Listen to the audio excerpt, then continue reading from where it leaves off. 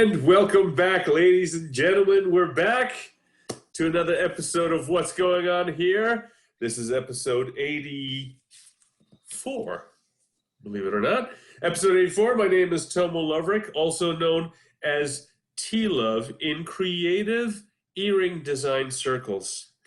Gentlemen, with me, as always, ladies and gentlemen, I just turned around and looked around like there's somebody in the freaking room with me. No, there's nobody in the room with me. It is another COVID edition of the podcast, and with me, as always, I have the young, the dashing, the extremely aerodynamic, although right now he has a look on his face that he's either smelling a bad fart, or he just really hates being here.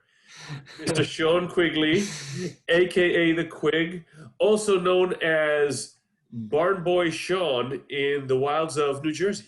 Sean, how are you, sir? Very good. Doing well. The wilds of New Jersey, very much keeping up to their name. I went past a truck today. It was very exciting as I was going to get my beer. A pickup truck, as you Americans call it, that was driving past that had two flags poking out of the end of it. One that had Trump 2020, and the other was a nice big Confederate Dixie flag, just like zooming down the lake drive, just like. Was it a fairly new pickup truck, and was it blue? Yeah, it might have been. I've seen that guy in freaking Bergenfield a couple of days. Oh, Yeah. I kid you not. Was it a really loud truck too? Yeah. Same guy. Yeah, same guy. Yeah, without a doubt. Just some douchebag. Yeah, he just likes pissing people off in New Jersey. Exactly. Yeah, exactly. Well, that's excellent. Good to know. And with us, as always, we have the third musketeer, if you will, of what's going on here. The guy that makes our podcast 33% watchable.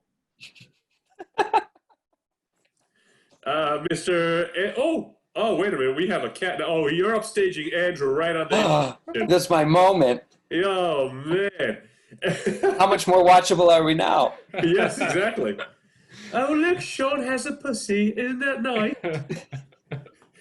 Sorry. Let me do that intro again. And with us, as always, the guy that makes our show 33% watchable, the young, the handsome, the athletic, the cool, the slick, Mr. Young Andrew Albagees, or AA, as he is known in veterinary spaying circles. How are you, sir? How are you, Andrew? I'm doing great. Veterinary spaying circles. It's very important to have your pets spayed or neutered. Yes, thank you. Because overpopulation is a real problem, especially with feral cats here in Queens, New York. So yeah, absolutely.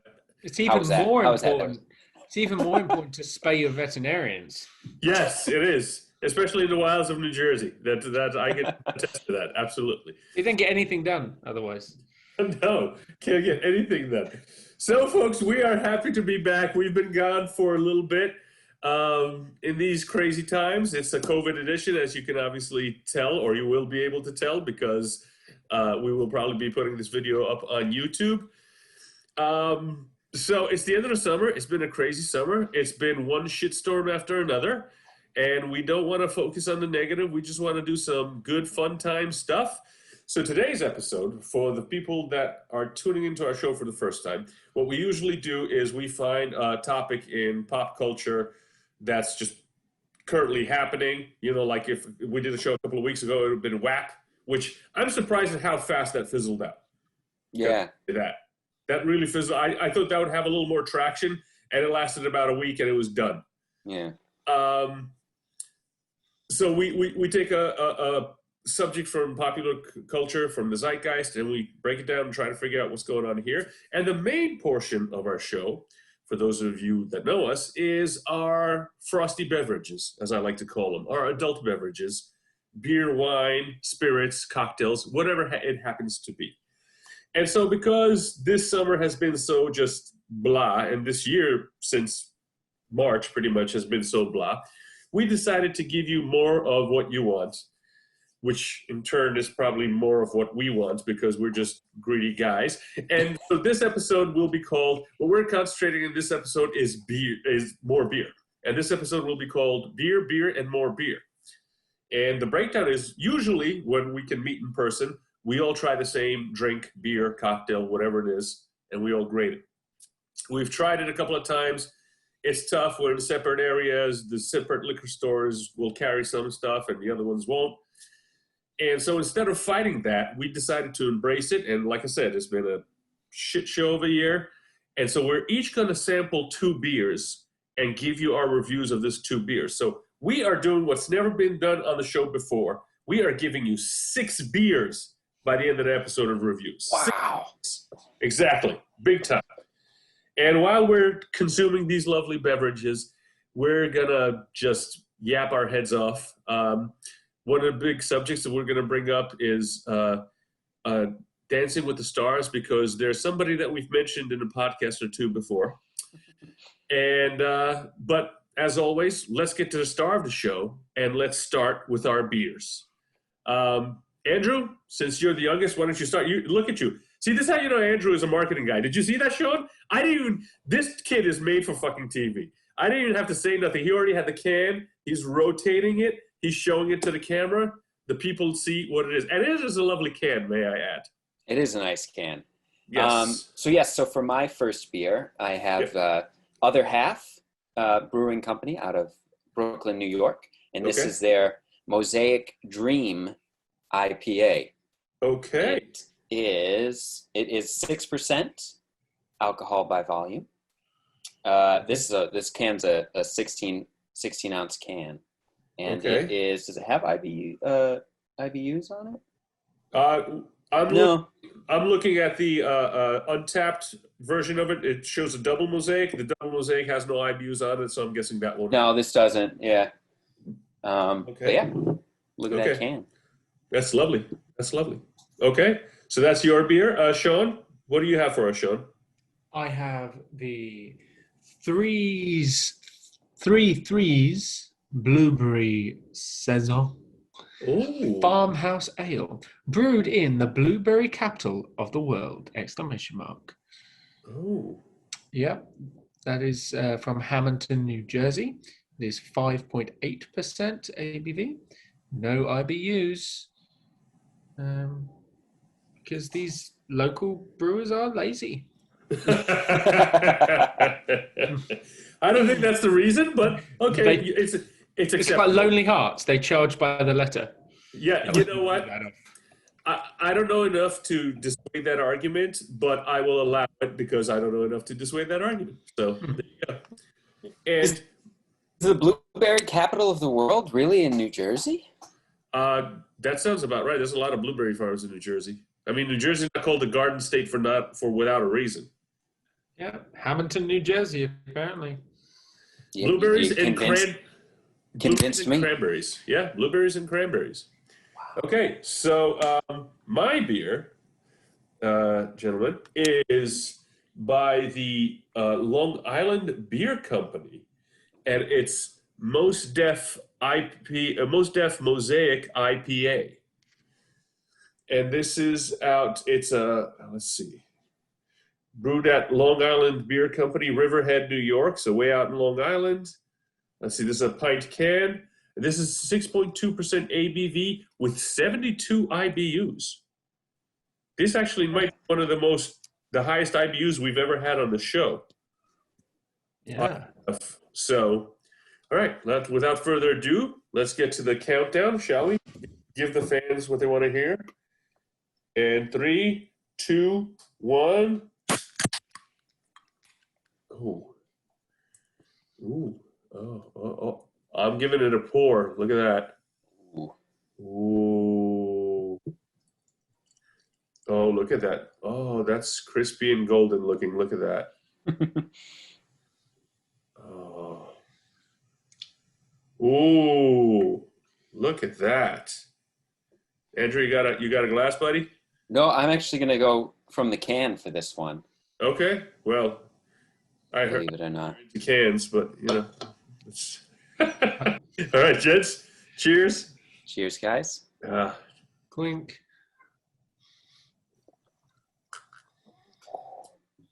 Ooh. That's pretty good.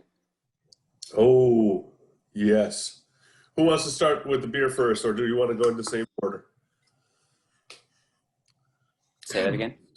Who wants to go give a first impressions? Do you want to go in order, or you want me to start with first impressions? Oh, go ahead. Okay, I'll start with first impressions then. This is a really nice beer. As you can tell, it's a little bit cloudy. For 70, what was it, 72 IBUs? Yeah, 72 IBUs. It has a really nice hoppiness to it. It's not too bitter at all.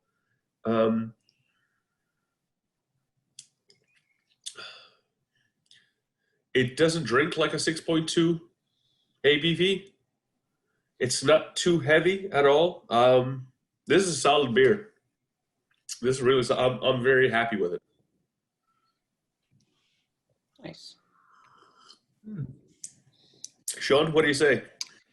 It's interesting. I felt like there was a couple of different ways this could have gone. It kind of went right down the middle, because it looks like blueberry soda. Like it looks like it's just a blueberry drink. It does. It does. And it's hard to smell. I thought it was either going to be really, really sweet and fruity, or it was going to be like, because it said a farmhouse ale. I thought, it's going to be like taste like a farmyard and be like, whoa. But it's neither. It's very strange, actually. It's very, it's very kind of European in its taste. I guess it's this Saison style sure, thing. The yeast probably, yeah. Yeah, it kind of it's got like a champagne-y kind of element. It almost tastes like a blueberry champagne, but like a slightly flat, like it's not as carbonated as I was expecting it. Or champagne would be. It's kind of a lightly carbonated, kind of fruity. It's quite nice. This is probably great beer for people that aren't huge beer drinkers. Maybe people that drink cider or fruit kind of alcohol stuff. This is a good. It very much tastes like beer. It tastes like ale, but is fruity enough that it's not sweet, but it tastes of the fruit. It's right. Okay, all right. Not bad. Solid beginning. And Andrew, what do you say? Yeah, great first impression. Similar to like what you were saying about yours, Tomo. Mine is nice and hoppy, but not overly bitter. It's got like a hint of I don't know what, but it's almost got like a hint of citrus maybe. Mm-hmm. It keeps it kind of refreshing. Right. Yeah, not too much else to say off the bat, but I'm very impressed. You asked earlier about drinking out of the can. I think I sent you guys a picture from one of those beers I had like a few weeks back. I was in Vermont. And I want to say it was The Alchemist is the name of the... Uh-oh. Uh-oh. Got it right? You froze up a little bit, bud. How about now? You guys still hear me? You're good. Yeah, you're good. Oh, I was just saying, where'd you lose me? I was saying when I was in Vermont a few weeks back. Alchemist. Yeah. That, for whatever reason, when you get that beer, it actually says on the can, like, we recommend drinking this out of the can. I forget the logic behind it. I'll have to see if I can find the picture and let you guys know. We'll talk about it some other time. But with that in mind, I was like, uh-oh. The can. Did I lose you guys again? You fritzing out a little bit today. Huh. Let me see. Let me close some things. Oh, he's got that face on him. He's got that 1990s hacker movie face where he's like... Speaking of that, I just saw an article. Did you see that? That the IRS is hiring companies to break these Bitcoin chains, like so they can be able to trace it, because they're saying like terrorists and all sorts of criminals. Nobody does cash anymore. Everybody does Bitcoin because you can't trace it. And so the IRS is offering like a $650,000 award to whoever can figure out how to break these things down and trace them. And here's the best part. And then they want them to basically develop it for the IRS so that they never have to go to an outside contractor again. And I'm kind of sitting there going like, well, what contractor in his right mind would do that? Yeah. Why would he do that? It's like, you tell me. Why would you do that? It doesn't make sense to me. I don't know. And also, it's strange to think that the whole point of why Bitcoin exists is because they wanted a bank-free, untraceable money, Right. access to money wherever you get it. And you really can't stop it. I mean, it's like, you're going to have money. Yeah. It's not like you're going to stop terrorists from having money by having someone figure out some Bitcoin algorithms. Like, that's not how that works. Well, That's like going to like the terrorist's house and just being like, well, I'm going to take your piggy bank. Well, I mean, and you're never going to have money again. I don't think it's so much like to keep them from having money. It's to, like, to track basically to have the proof, right? Just like they would go to any businessman that's, the Security Exchange Commissions would go to any businessman and be like, we want to see your tax records. And, it's how they busted, what's his face? Gotti. Yeah. He said he was a plumber, but, he lived in a $2 million house. And supposedly he was making, $50,000 a year. And it was just like, yeah, dude, sorry, that doesn't jive. So it was like, that was the purpose for that. But I mean, it didn't make sense to me. I'm like, I don't see what the incentive is. Like, one of the companies basically said one of the companies has helped them track down, like, child trafficking rings, stuff like that. It's like, oh, okay, yeah, that's great. But at the same time, I mean, to me, it's always whenever a car feature comes out, when they have these, like, I think they wanted to put in speed limiter chips in cars, and the cops wanted them to put, like, the manufacturers to put in cutoff switches, so that if the cop's behind you, he just hits a microwave, like a remote control, and your car dies. I mean, the tech is there, and that's what they wanted. And of course, like, civil liberties people were like, what? No. It's like, wait a minute, and the car companies were super resistant to it, because, I mean, I don't want to, if this is mine, you're selling it to me for, thousands upon thousands of dollars, and then someone else has access to it. It's like, no, I'm not renting this car. I'm buying this car. What the hell are you doing? So it's just one of those things. You just have everyone driving vintage cars, just everyone going out. It'd be like Havana. Everyone just driving these 1950s cars and be like, "Screw you." Dude, totally, dude. I mean, yeah, absolutely. I mean, my wife's cousin explained to me, like, Denmark a little bit, and if somebody in Denmark is listening to the show, they can tell me whether it's right or wrong. But the big thing is, because, Denmark's a small country and they have great public transportation system. So being able to get a hold of a car is not particularly easy like it is in the US, where you go and you buy a car and they're more than happy to sell you a car or whatever. And so it's like one of these, like, especially when you're importing a car. And the big thing is, like, if, let's say, you want an Audi Q7, for example, which has two backseat rows. When you import the Audi Q7 from Germany to Denmark, they're right next door. Germany's just south. The car that you get just has the two front seats. So it's the big SUV, but you just have the driver's side and the passenger side. And then you get a particular license plate for that. And you pay taxes for that vehicle.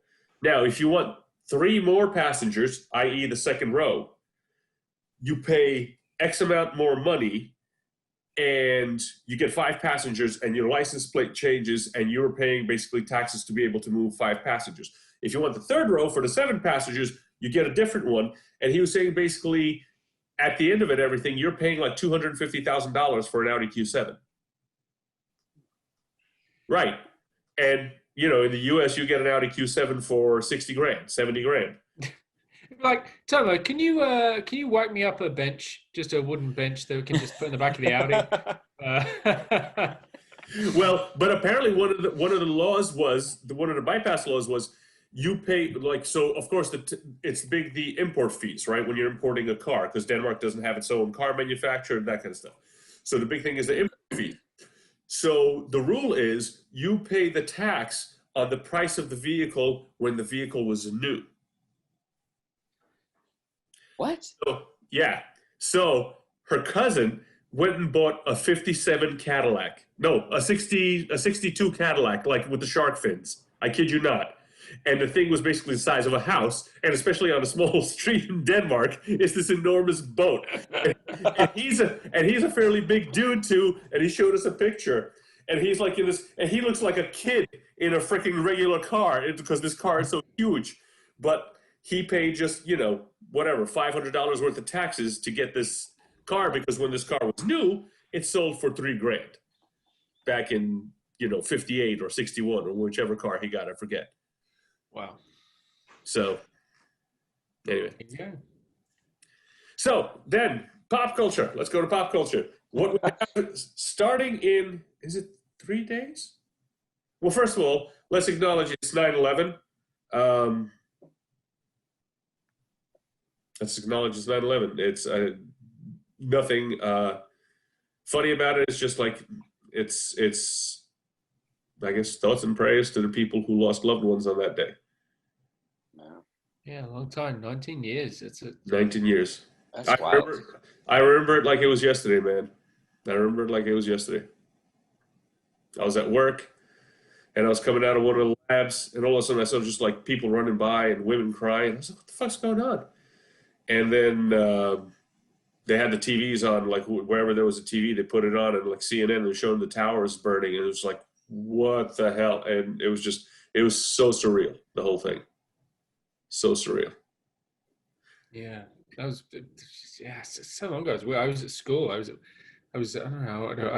I would have been 12, and I remember at school, and it happened just as we were sort of finishing school, because time difference, but no one said anything. Like the teachers, no one said anything at school. They were just like, sent us all home, and they just went, okay, well, some things, and it was before everyone had phones and the internet, so you couldn't sure. Like, and there was like a radio at school, so they had a meeting, and they were like, okay, well, go home, and something has happened, everyone's fine, but like you have to go home, and your parents will explain what's happened. And everyone's going home like, what the fuck? Like, what happened? Like, we have no idea. And then you get home, and I didn't even know what those buildings were. New York from movies, right? And it was very confusing. I guess it's strange when you're from a different country.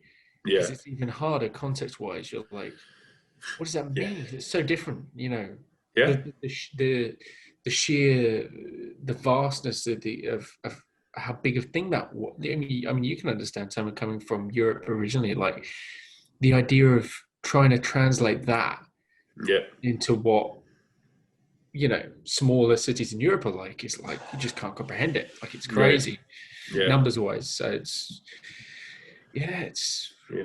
come a long way. Yeah. So, well, it's 9/11, but our pop culture thing starts on 9/14, right? Is that right? Maybe. Dances with the Stars? I don't know. I've never seen a single episode of Dances with the Stars. The most I've seen is like stuff that when they were commercials, blips, like you said, on the phone or whatever, when it comes up, that kind of stuff. It bothers me that this show was on the air for so long. Because ballroom dancing, and I did ballroom dancing in the late 90s. I did ballroom dancing for years. Ballroom dance is one of these things that goes through phases. And it seems like every 10, 15 years, it gets super popular, and then it dies down. And it gets super popular, and then it dies down. Because for a while in the late 90s, there was a ballroom dance studio like on every corner around here. Like you could go anywhere and find ballroom dance classes. You could go to the Y and get ballroom dance classes. It was like nuts. So like I understand the appeal of like watching a dance competition, especially ballroom dancing, because it's really like super demanding physically and like athletically. What is it? A Latin dance, a ballroom Latin dance, when they do the competition, those guys, 2 minutes of it is like doing 2 minutes of an Olympic sprint. Wow. So, like when these guys are moving, they're moving. They really are. That being said, this show is called Dancing with the Stars. When was the last time a star was on this show? Just the relevant stuff. Ooh, you should be a judge. You're so Ooh. sassy. So sassy. I mean, I have no idea. This is a British show, by the way. You Yes, guys, I know. It's stole it, awful. along with Wow. all these other shows. There's American Idol is pretty much a rip-off, right? Yeah, They're all rip-offs from the British shows. They're rip-offs. All these terrible things come from England. X Factor, Beer, X America's Got Factor, Talent. America's Got Talent, Sean Quigley. All these awful things come from England to the U.S. It's terrible. So basically, after they started American Idol, and I think that was really like the first one, right? And that was successful. They were like, "Cool, let's bring over the dancing Big Brother. one too." It's funny. Big Brother was the first one. Big Yeah, Brother, right. Big that Brother kicked was it the off. Yeah. Which was it's Celadon. It's a European company. I forget what it is. I think it's Dutch, or I think maybe Dutch. If it's not Dutch, it's close to Netherlands. They started Big Brother, but it wasn't an entertainment show. It was like a Science experiment? Social experiment show. Like it was more of a documentary thing. Right. And then someone in England saw it and was like, you know what? This is the perfect thing for students. They cottoned on. They were looking at the way students watch TV, and they were like, we have this gap where suddenly anything you put between the hours of 1 a.m. to 4 a.m, like you just have these spikes of just these students coming in and just like, right. so they were like, we need something that's going to get them all watching it. And they came up with Big Brother because it was the only thing. Back then, the original Big Brother in England, it was before they were editing it for fun and making it scandalous. It was literally like the stick was, it was 24-hour footage. Like you could tune on, and it was just just watch people watching. But it was a loop of just people sitting around.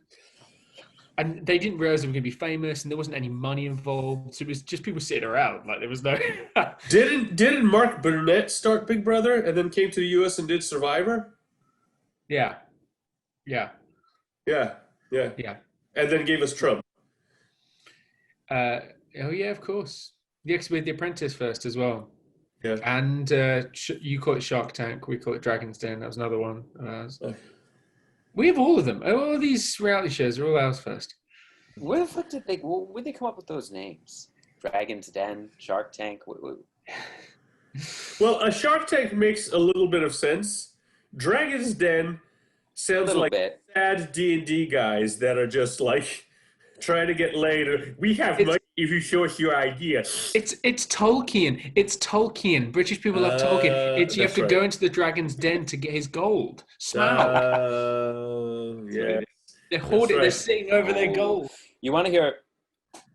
I've got a funny tidbit about Shark Tank. You ever you're just walking in the city and you walk past someone and you just get one snippet of their conversation, but it's like a perfect sound bite? Sure. I was walking in the city once, and it was a man, I'm assuming with his son, a gentleman talking to his son, and all I hear is, no, Shark Tank is about emerging businesses. There are no actual sharks in it. And that was it. It was just perfect. I love those conversations. They're so great when you walk by, you go, huh? It's you just catch just enough to be I know everything I need to know about that conversation. Yeah. Good. I had one of those, and it infuriated me. I was at a mall in New Jersey, Garden State Plaza. Sean, you know it most likely, Bergen County. And I was just out of college. And I was going into the mall, and of course it's on 2 levels, and I got on the escalator to go to the lower level. And coming up the escalator was a woman and what looked to be her 12-year-old son. Okay, so I'm out of college, I'm 22 years old, so this is a good 24 or 5 years ago, right? And she's pleading with him. Right? And this is what I hear. But Jeremy, why don't you want to put it on and try it? What the fuck, man? I don't want to fucking try. Just leave me the fuck alone, would you? And I was literally like, what? I mean, I didn't even laugh. I was outraged. And something in me like this paternal instinct snapped. And I literally just about almost reached over to escalator and grab the kid and be like, lady, just turn around. He's never going to say like stuff like that to you again. Just turn around right now. I can't even imagine if I said that to my mom, because I would literally wake up and my clothes would be out of style. She was such a fucking beating on me. I was just like, what the hell is that? But that wouldn't have surprised me if I was coming to America for the first time and I saw that. That wouldn't have surprised me because my childhood, like, let me know that all the wackiest, craziest stuff happens in the American malls. Because I'd have just been like, yeah, I'm like, where's Socrates and Mozart and then like Kindergarten Cop, like, oh look, he's gonna take their kid and like all the. I'm like, malls are so crazy. yes. Like the Blues Brothers. Weird Science. Don't forget Weird Science. You get a slushy dumped on your head because you're a loser. I mean, all of those. All the good stuff happens in the malls. It does. It really does. But back to Dancing with the Stars. Let me see if I can pull up here the stars introduced. And this is for this year. Like I said, I get the popularity. People like to watch people dance, that kind of stuff. Okay, good, great.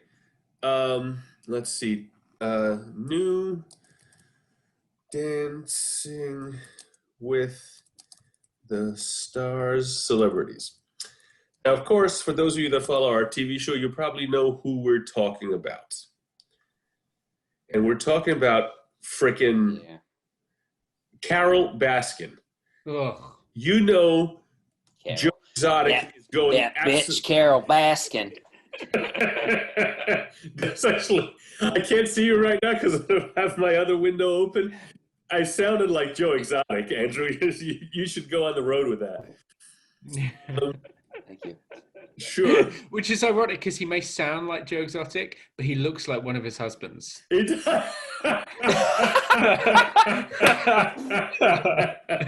totally does. Not the one that was shirtless, not the shirtless one with no teeth. No. No, the you dead look one. like the other one. You look like the other one who like shot his The head off. handsome one who killed himself, just to Right, clarify. Exactly. Okay. So here's the list of quote-unquote celebrities on this show. Dancing with the Stars. So let's rate these people. And I don't know if somebody could pull up, you know what? Why don't I do this? Hold on a second. Why don't I share the screen so we could watch? Here we go.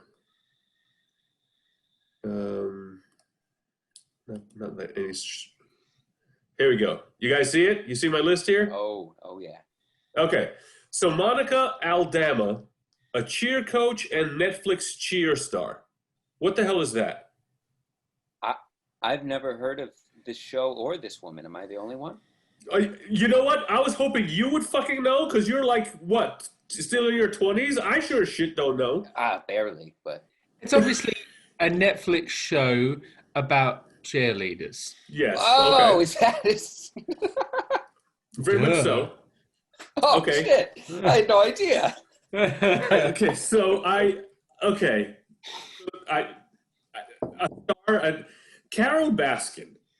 Carol Baskin, our most hated woman from frickin' Tiger King, and has her listed as CEO of Big Cat Rescue and Netflix Tiger King star.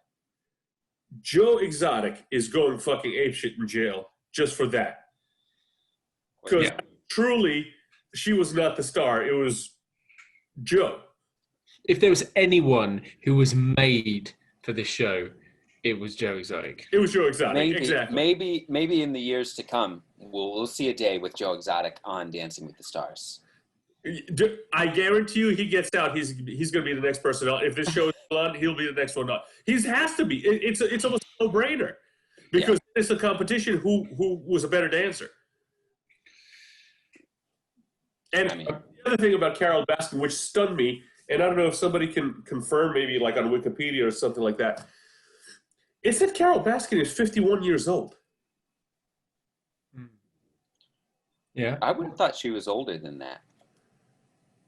I thought she was in her mid to late 60s. Oh. I saw she was, I was Great. like, wait a minute. We No went to high school disrespect. together? Yeah. But, she's like 3 years older than me. I'm like, what? That's Really? unusual because she was kind of pretty when she was younger. Right. Hmm. That's why I was just like, she's 51. Did they get? No, she's 61. Murdering your husband would age anybody. I'm going to say, quickly. like, Salma Hayek is 54. Like, Oh, my God. Oh, my God. That's like, have you guys seen the pictures of Oh, no, where they got it's it. Sorry, Andrew. They got it wrong. It says here she's listed at 59 years old on Wikipedia. okay. That makes a little more sense. Okay. All right. Anyway, go ahead. I'm sorry. I was just gonna say, have you guys seen where they do the side-by-side picture, like the before and after for Top Gun with Tom Cruise and I can't Val think of Kilmer? the actresses. No, the woman who played the main. Oh, love Kelly interest in the McGillis. original. Kelly They McGillis. show the two of them side by side, and Tom Cruise looks virtually the same, like a little bit older, but he's aged so gracefully, and it's pretty sad the way she looks. She has not aged well at all. But you gotta see this picture of them side by side. No, that poor It's woman. brutal. Oh, it's brutal, isn't it? She just looks like a normal woman of her age who's not an actor. Right. Wow. And to be fair, Tom Cruise, he does look a bit different. Like, he looks like... No, that, he looks. Yeah. do you remember how Did you ever have Vac Man, like the Stretch Armstrong, but the one you pump up? It's like that. He looks like he's 3 pumps. Like, it's like... It's like that. Like, he's a little redder and he's just a little puffier. He basically looks exactly the same, but he's just a little puffed up the back. That's fair. All right. So here's the next one is Caitlin Bristow. Bachelorette alum. No, I've never watched I've never watched a single episode of either of those. Right. Okay. Vernon Davis, former NFL player. Okay, I get the appeal. You want to throw a jock on there, and he was quite the NFL player. He was fantastic. Get it. Now we come upon somebody that'll be familiar to us, Anne Heche. Yes. Andrew? No clicks? No, She was Ellen's paramour before Portia de Rossi. Yeah. And Anne Heche, Ellen for a man. Anne Heche was big, and she went crazy, and she drove like 200 miles in her bare feet, and then took a shower in a stranger's house.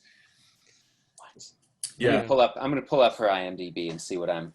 She's been in a bunch of movies you would have bells. seen. Yeah, A bunch of movies. She was in that movie with Harrison Ford and Yes. from Friends. 6 Days, 7 Nights. 6 Days, 7 Nights. Thank you very much. Yes. She was in a bunch. She was in Volcano. Yep. The terrible. With Tommy Lee Jones. Yep. Psycho. Oh, okay. I got pictures now. I recognize her. Donnie Brasco. She was in Donnie Brasco? I didn't realize that. Yeah. Okay. So, again, she's somebody who was actually there for a hot minute in her heyday. Hardly a star anymore. Now, she lost her minds. It lists her as a director, so I don't know if she's behind the scenes a lot of things or not. I don't know.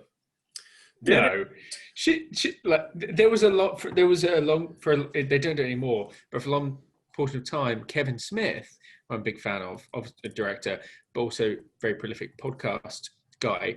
He had a long-running podcast. He still has it. They had a segment they don't do anymore that was called Anne Heche's Butthole. And the segment was based on the fact that Kevin Smith said in an early podcast, he's like, dude, because he's always stoned up his face in the podcast. He's like, guys, has anyone ever seen the Psycho movie? Like, if you pause it in the shower scene, she turns at one point and you full on see Anne Heche's butthole. And it made a big news because he was like, when have you ever seen a celebrity actor's butthole? Like, you don't see that in the movies. Like, it's a mistake. It's a mistake. So then it became a segment of the things that you are not supposed to see, but you see. And they did a little theme song, which is great. I recommend you YouTube the theme song, Anne Heche's Butthole song. It's a good song. Okay, so now I want to see the remake of Psycho, because that was with Vince Vaughn, wasn't it? Yeah, it was like a shot-for-shot remake, just in color. Yeah. Okay. It was pointless. So next up is Sky Jackson, and I haven't pulled up the other people before, and you guys can see the picture of her. Mm-hmm. It says Sky Jackson, American actress, YouTuber, and author. So she was obviously a kid star of some sort, but she's on the show. Never seen her, never heard of her. I'm sure she's wonderful, but I don't know how she's a star. Next is Justina Machado. Now, she has a little bit more pull, I believe, because she's using that new remake of One Day at a Time. Let's see. She was in this Jane the Virgin. She was in 6 Feet Under, and she was in Queen of the South on USA. So she's very obviously a prolific actress, but again, not a household name, right? Okay. Who's next? Jenny Mai, or May, I'm not sure how to pronounce it. Host of The Real. What the hell is The Real? Let's see.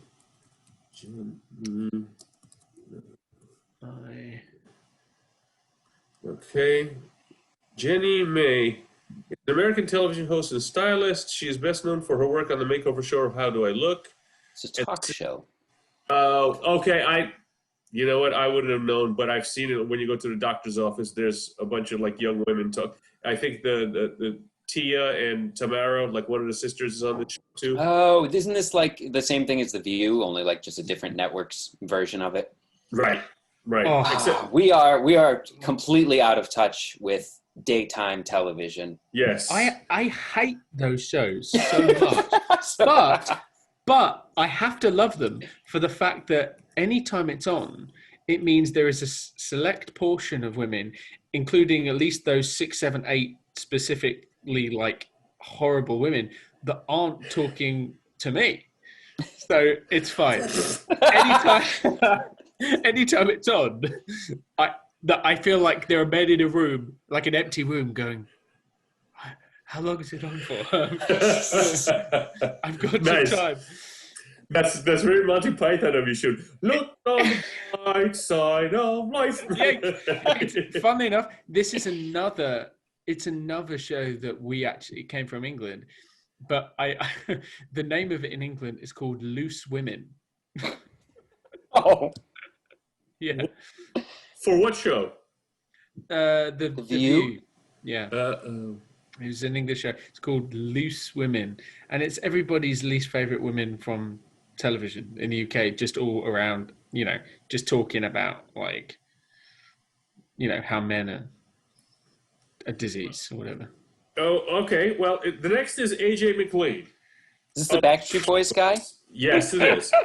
And I was going to say, I know Sean had an outfit like this. Is this like some sort of thing where like you give it any amount of time and there is a certain subsect of boy band member that 20 years later will look like he should be like a Hasidic rabbi?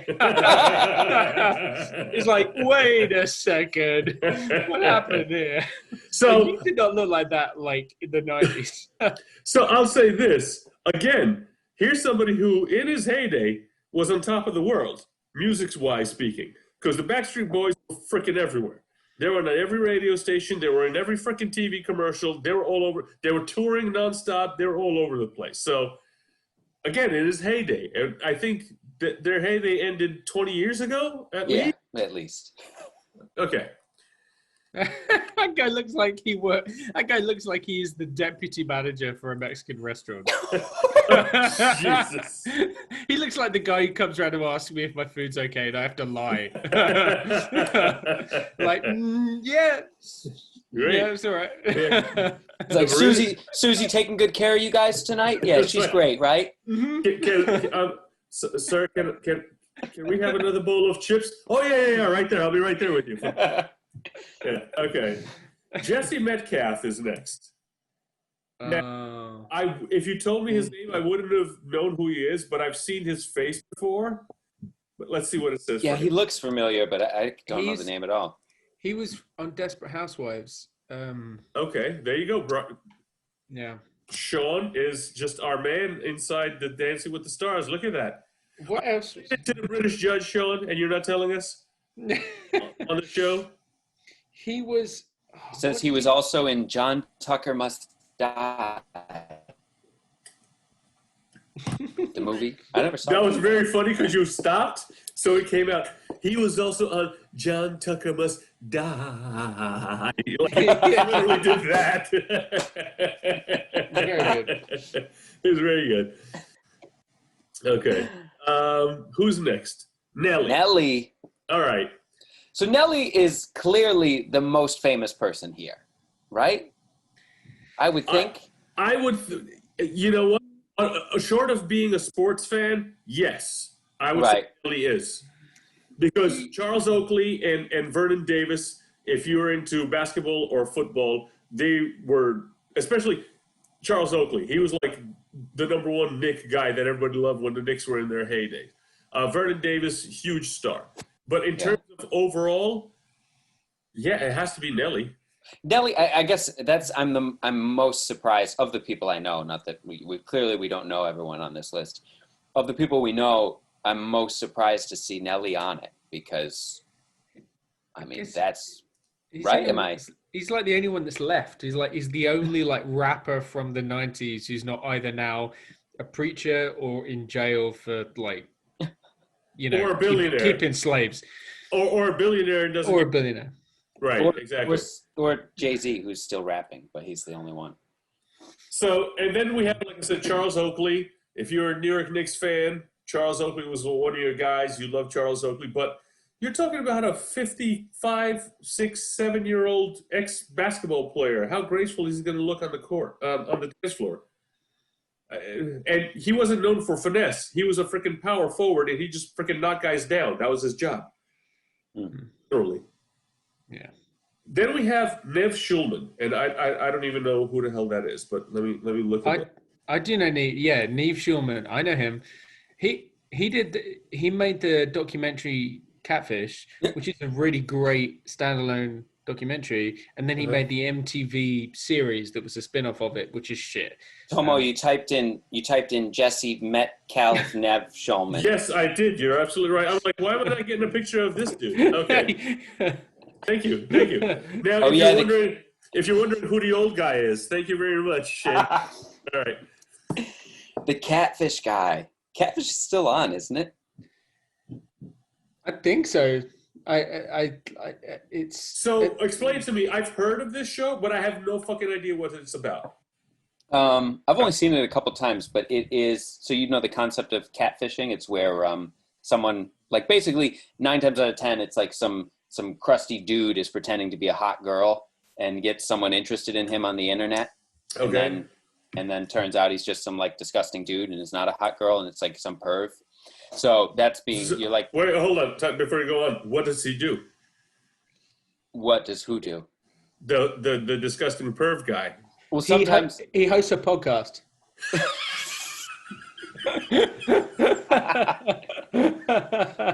He just sits around, drinks beer, and does a podcast. So what you're saying is these fuckers never cast me, and I'm the perfect guy for this show. Do you pretend? Jessica? Is that you, Jessica? Okay. But basically, this Nev guy, and isn't there like one other guy, Sean? They basically like do research and find these people. Like someone will come to them and be like, "Hey, I've been talking to this girl online, but she's way too hot for me, so she's probably a catfish." And then Nev and the other dude are like, "We'll find out." And then they go and like they basically find this guy who's in his basement and are like, "Why are you catfishing them?" And they expose him. That's got it. Okay. It was originally, in fact, the show is kind of silly. It's easy watch, and it was originally from Britain. Is that what you're going to say? No. We don't have. I'll put it right there. We don't have Jewish people on television in Britain. Wow. Wow. I defy you to find one. What's his face from Coupling? The guy who played Jeff, the Welsh guy. He's Jewish. I mean, I don't know. What? Thank you. I should won, Your Honor. The first and only Jewish person I ever met in the UK, I'm married, and she's Welsh. Yes, So this is true. maybe is that her brother? I don't know. I don't know. No idea. But yeah, as a side note, the original documentary that it was a documentary that then became a TV show. The documentary is really good, and you should watch it. It's very good. It's about that guy himself, Nev. It was like before it was a thing. He was catfish before he even knew what catfishing was. Okay. So that's why it's an interesting documentary. And he spent like a year talking to this girl on the internet, and then it turns out she was a like 50-year-old mother who was married and was just like would just sit in her kitchen, like, you know, pretending to be this like college girl. And he spent a year talking to her, and like, yeah, it's a good documentary. I mean, I've ruined it for you now, but yeah. Yeah. Wow. English. All right. Next is Chriselle Staus. I don't know who this woman is. So funny American story. actress. Okay. Yeah. Go ahead. No, I was just gonna say, just literally last weekend, my girlfriend and I were visiting a friend of hers, and her friend is a big fan of this show, Selling Sunset, and she got my girlfriend into it. And it's one of these shows where it's basically like these rich bimbos in California that do real estate, and like 90% of the show is just them gossiping and like bitching at one another and not actually selling real estate. But people eat it up. Not my cup of tea, but it's funny that we're talking about it right now because I was just introduced to it. It's awful. We saw an episode. Because I heard it was kind of like a guilty pleasure, so I put it on for me and my wife, and I could have kept watching it because I kind of like this awful shit, but she couldn't stand it. Like it is really like bad. Like it was very watchable, but these people are like, they saunter into the real estate office at like 1 o'clock in the afternoon, and they're like, "Oh my god, like, you people are here already?" And they're like, "Yeah, we got a new property came in. It's selling for like 35 million. So you'll get like 3 million in commission if you sell it. You want to take it?" And they're, "Yeah, I'll take it." And then it's just them flirting with this Russian billionaire and like going out to dinner with him and shit to try and get him to buy it. And he's like, "Well, I don't really know if I want to buy it or not, but I like having dinner with you." And she's like, I already like bad. the sound of this show. It's terrible. It's so bad. And then there's like these two twin brothers who actually run the real estate business, all these bimbos, and then there's these two brothers who run it, who are these like short, bald, muscly men who are like compensating for everything, surround themselves with these women. Oh god, awful. Again, like, never heard of her. Never heard of her. It's like Miami Inc. if you take away the like cool people, the artistic element, and you really like ramp up the like, you know, fucked upness in the head. Oh god! And then last but not least is Johnny Weir, who is Olympic figure skater. Oh. Okay, I've seen him in some of the competitions. Okay, 2-time Olympian, world bronze medalist. Okay, all right. Again, appealing to the athlete. They always have to have athletes in these shows. He looks kind of like Tom Hiddleston. He does. Oh my god, he does. What a great Loki he would make. I mean, honestly, Loki needs to gay it up. He kind of queens it a little bit, but he really needs to get it. Okay, yeah, okay. So there we go. That's. I'll stop the share now. That's Dancing with the Stars. So all those people listed, who do you think was going to win? The ice skating man, obviously. Yeah, I was going to say, having not watched the show, I don't know how it always typically plays out, but my money would be on like one of the former athletes, Nelly, or the ice skating guy, if we're going based off of dancing abilities. And if we're going based off of dancing abilities, I have to imagine that Carol Baskins can't dance to save her life. No. No. Let me get back to Carol Baskin. I think the format of the show, because I saw this, they were talking about it on the Daily Show. The same reason why Sean Spicer made it almost to the freaking semifinals, and the judges were going absolutely apeshit because he has zero rhythm, zero stage presence, and it was like a political statement. And all the Trump supporters were calling in. The people call in to vote. Oh, is it like that? Like people call in to vote, like American Idol was, or yes, they get to save it. The judges get it down to 2 people, right? And then there's a head-to-head, and then people call to vote. Right. So then it's not necessarily you got to factor in popularity and things. So then there's going to be a mob of people that are just voting for Carol Baskin, like her whole all the people that get her videos where she's like, "Hey, all you." What did she say? What was the thing she said? All you cool cast. Yeah. She's got a cult following, so they'll probably be voting for her. I actually think because of the popularity, I think Nelly's going to make it pretty far. I would think, yeah. Is he the only musician? I don't think he's big. No one knows Nelly anymore. We know Nelly. Look, but compared to everyone else that's on that list. Yeah, I was going to say, every commercial that comes on is like, it's getting hot in here, and that's all they have to do, and everyone's going to go oh, that's the dude, let me vote for him. I was doing this, I was giving a singing lesson to a girl who's 19 a few months ago in the city, and she didn't know who Jennifer Lopez was. What? I was Jennifer Lopez is, what? This girl must live under a rock. Yeah. She's 19. She's 19.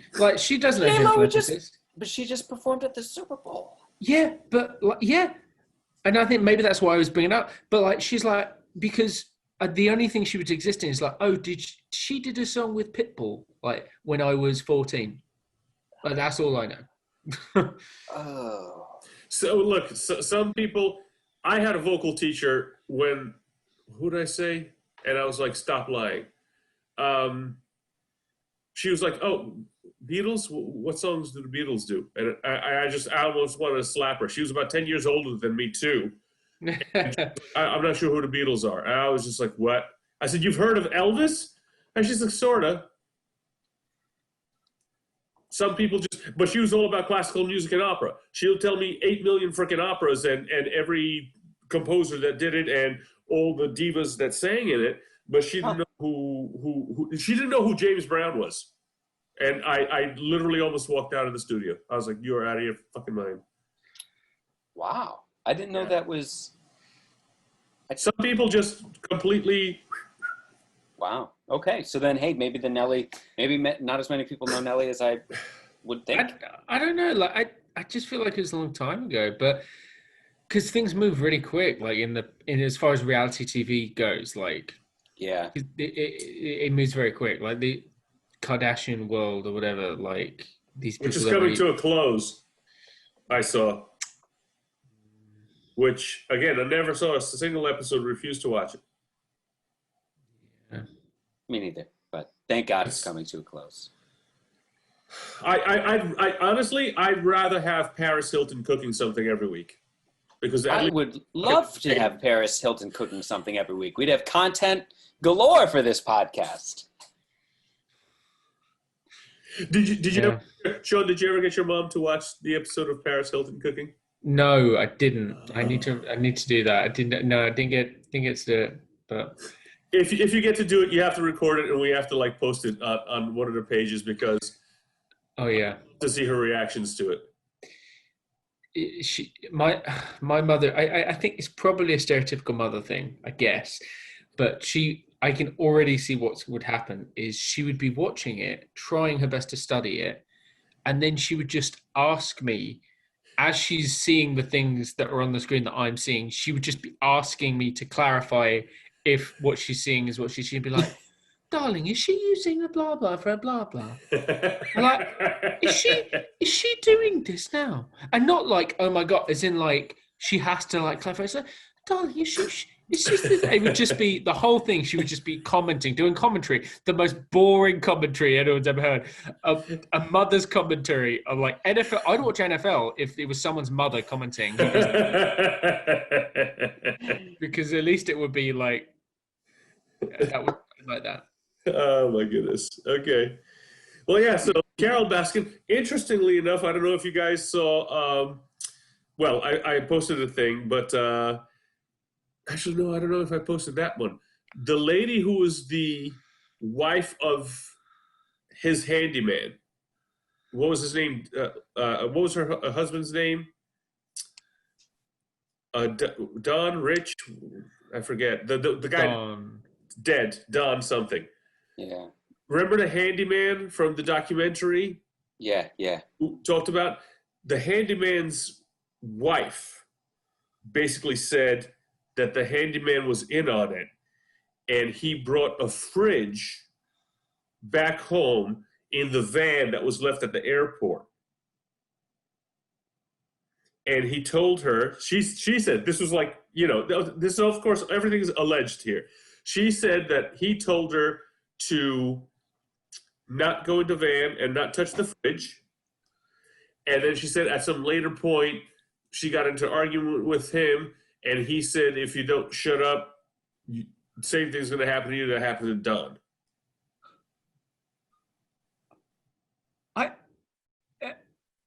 Bum, bum, bum. I mean, not only does that sound crazy, I'm sure you can vouch for me to some point here, Tomo. Like, who are these fictional wives that you can tell, by the way, I brought a van here. You're not allowed to go inside. You can't ask about it. We need to drop it.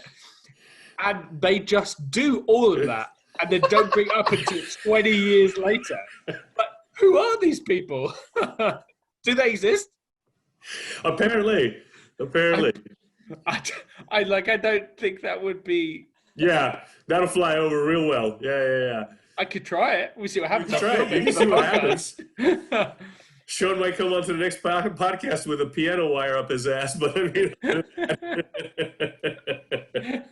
So yeah, that was the latest Baskin thing, and I'm sitting here. So I wonder here, it's like you are under so much suspicion about this murder that just got rehashed with this documentary that came out. When did Tiger King come out? Like 6 months ago, 7 months ago? It was like March, right? A year? Late March or beginning of April? Or January, so something like that. It was right. No, it was right in the pandemic, so it must have been the beginning of April. Okay. So 6 months ago, this documentary came out. So instead of just lying low and minding your effing business, you're going to go on a TV show, a nationwide TV show. Is there still an active, investigation going on? It got reopened. Well, actually, it never closes. Because, well, in this case, no, I don't know. Murders never close. There's never a statute of limitation on murders. Right. They call them the cold case files. This, I think, got closed because they technically declared him dead. Right. Like, cause he was just a missing person, and after 2 years, a missing person is declared. You can declare them as dead, like the family can, right? I think that was in the documentary. Like the day 2 years passed, she was like, "Okay, declare him as dead. Let's hold the funeral." Right. Exactly. Yeah. Well, I saw a great bit by a comedian about that. He said when he dies, he wants to be scattered, but not cremated.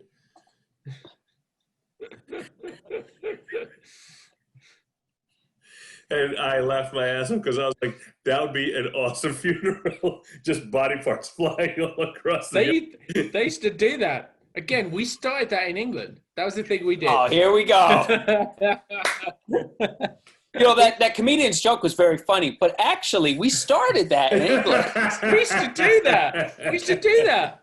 We'd be like, oh, okay, we're going to send the hand to Birmingham. The foot can go to Warwickshire.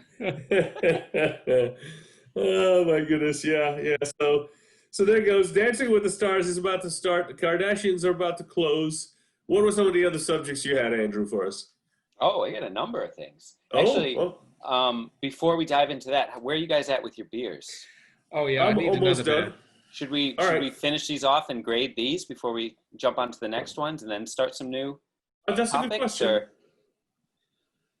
Yeah, let's grade them now. Why not? So because Yeah. we can remember later. yeah, who wants to start? I guess I'll start with the Mos Def Mosaic IPA. And for those of you who are not hip hop fans, Sean, I'm looking at you, and don't know who Mos Def is, he's like one of my favorite rappers, although he doesn't go by Mos Def anymore. But he's a fantastic actor, and I'm sad not to see him in more movies. He was in the Hitchhiker's Guide to the Galaxy movie, and he was in The Italian Job. And he's actually been in a bunch of different movies. He was in this movie with Jack Black and Danny Glover called Be Kind, Please Rewind, which was a great little... Yeah. He's a good actor. He's a fantastic actor. Wasn't he in, he's done some TV. Wasn't he in like a season of Dexter? Am I remembering that right? Did you guys ever watch Dexter?